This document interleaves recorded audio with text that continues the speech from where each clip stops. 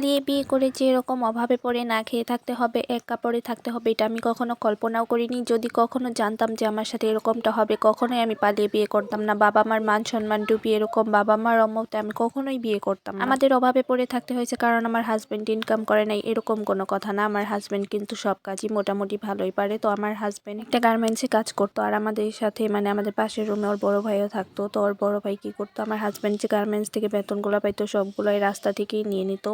যেদিন ওর বেতনের ডেট থাকতো সেই দিনই রাস্তায় গিয়ে দাঁড়াই থাকতো, আর বেতন পাওয়ার সাথে সাথে পকেটে হাত দিয়ে টাকাগুলো নিয়ে নিত। আমার জন্য যে 10-20টা টাকা রাখবে তাও রাখেনি। আর মাঝে মাঝে যদি আমার হাজবেন্ড খাওয়ার জন্য 20-30টা টাকা চাই, তাও তার কাছ থেকে চেয়ে নিতে হয়েছে। এরকম আমি পালিয়ে যাওয়ার সময় যে বাসা থেকে 2 সেট 3 পিস নিয়েছিলাম, ওইগুলাই আমার পরের দিন পার করতে হয়েছে। অনেক দিন, প্রায় 6 মাস আমি ওই 2 সেট 3 পিসই পরে মাঝে মাঝে তো 1 সেট 3 পিস শুকাই নেই, মাঝে মাঝে হালকা ভিজা ভিজা যে ওইগুলাও আমার পরে থাকতে হয়েছে। আমার হাজবেন্ড অনেকবার ওর ভাইকে বলছে যে তুমি কিছু টাকা দাও, মিডিয়াকে কিছু কিনে, কিন্তু উনি কাপড় চোপড় কিনে দেওয়ার টাকা দিবে দূরের কথা, আমাদের খাওয়া দাওয়ার টাকাটাও ঠিক মতো দেয় নাই, বাজারটাও করার টাকা দেয় নাই। সব টাকা কিন্তু ঠিকই আমার হাজবেন্ডেরই। ওই যে ও ছোট, কোনো কিছু বলতে পারে না, মুখে মুখে তর্ক করতে পারে না, এটাই ওর মেইন সমস্যা। আমি অনেকবার ওকে বলছি চলো আমরা এখান থেকে চলে যাই, এইভাবে আমি কয়দিন বাঁচবো? মাঝে মাঝে তো 2 দিন 3 দিন করে না খেয়ে খেয়ে থাকছি। আমার হাজবেন্ড তো অফিসের কারো কাছ থেকে 50 টাকা 100 টাকা ধার করে এনে আমাকে রুটি পাউরুটি এগুলা কিনে দিত। আমি প্রচুর কান্না করছি যে দেখে আসলাম যে কিনা আমার কষ্ট দেখেও তারপরও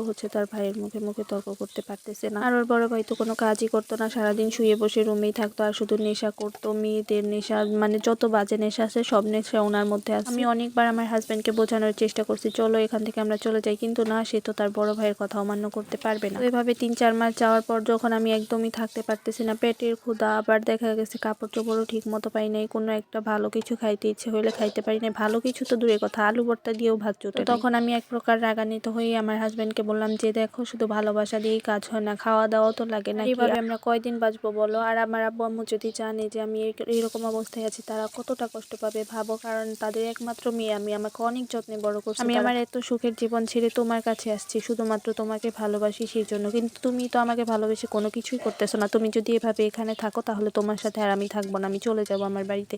তো তখন আমার হাজব্যান্ড আমাকে নিয়ে চলে আসতে চায়। যেদিন সকালে ও কাজে যাবে না, আমাকে নিয়ে চলে আসবে। তো তখন ওর ভাই জানার পর ওকে অনেক মারধর করে। মারধর করার পর আমি আবার বুদ্ধি করে ওর যে বড় কাকা আছে, আমার চাচা শ্বশুর, ওনাকে তখন আমি আব্বু করেই বলতাম। তো ওনাকে ফোন দিয়ে ওনার সাথে কথা বলি। কথা বলার পর ওর বড় ভাইকে অনেক বকাঝকা করে, কারণ তারা তো তার সম্বন্ধে ঠিকই ভালোভাবেই জানে যে সে কতটা খারাপ, আমার হাজবেন্ডের বড় ভাই। তো যাই হোক, এখন আমরা চলে আসছি। এখন আমরা আলহামদুলিল্লাহ আল্লাহর রহমতে অনেক অনেক ভালো আছি। এখন আর আমার কোনো অভাব নেই। আপনারা সবাই অবশ্যই আমার জন্য দোয়া করবেন, আমি যেন আরো এগিয়ে যেতে পারি। তো এক ভিডিওতে তো সবকিছু বলে শেষ করা সম্ভব না। পরবর্তী ব্লগে আমি আরো আমার জীবন কাহিনী আপনাদের সাথে শেয়ার করব। ভিডিওটা ভালো লাগলে প্লিজ আমার পেজটাকে ফলো করে রাখবেন। অবশ্যই আমাকে ভালোবাসা দিবেন, আপনাদের ভালোবাসা ছাড়া কিন্তু এগোনো একদমই সম্ভব না। ভবিষ্যতে যেন কিছু একটা করতে পারি, এর জন্যই অনলাইন জগতে আসা। তো সেই জন্য আপনাদের দোয়া আর ভালোবাসা প্লিজ আমাদের জন্য সবাই দোয়া করবেন, আর আমার পেজটাকে ফলো করে রাখবেন। তো আজকের ব্লগটা এখানে শেষ করছি, পরবর্তী ব্লগে আবারও দেখা হবে। সে পর্যন্ত ভালো থাকবেন, সুস্থ থাকবেন সবাই। আল্লাহ হাফেজ।